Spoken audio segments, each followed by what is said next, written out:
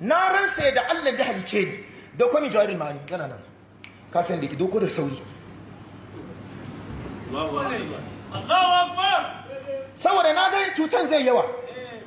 kaga wani mahaukaci ya darika duba ɗan darikan tijaniya aqidan kafirci ne na ransa da Allah in aqidan tijaniya ba kafirci ba ni Anas Allah ya tsini min albarka shi kuma wani malamin suna ya fada kana ko kun ga wannan jawahirul ma'ani kenan akwai maganganu ciki kaga kun ga ne yelon ga shi ya ce fa akhbarani bi anna al marrata al wahidata minha ta'dilu min kulli tasbihin waqa'a fil kawni wa min kulli dhikrin wa min kulli du'ain iko Allah ni ma ina mu'jiza kenan dan ta sama nake karantawa wa min kulli du'ain sagiran aw kabiran wa min al qur'ani yace kuma inji jawahirul ma'ani fa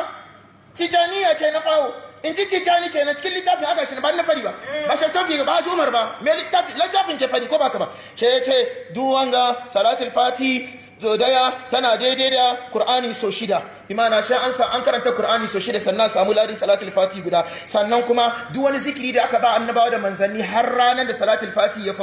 sauko salatul fati ya fi su sannan kuma duk tasbihi subhanallah walhamdulillah duk salatul fati ya fi su la ilaha illallah salatul fati ya fi su wa min kulli du'ain da duk addu'an da annaba suka yi salatul fati ya fi su babba ne ko karami ne she ce ma ba samun ladan shi she an sauke qur'ani so 6,000 da Allah cikin jawahirul ma'ani kafirci ne ko ba kafirci bane wanda yayi imani da wannan kafiri ne ko ba kafiri bane Allahu akbar duba in ka bi da haushin daru hadis da ni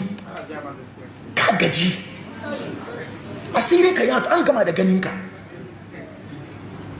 shi yasa in ka ce ba kafirci bane zo ka defend abin da ke cikin littafin kawai ko kuma ka ce ina tare da su ko ba ka she mu gane kallanka magana ta kare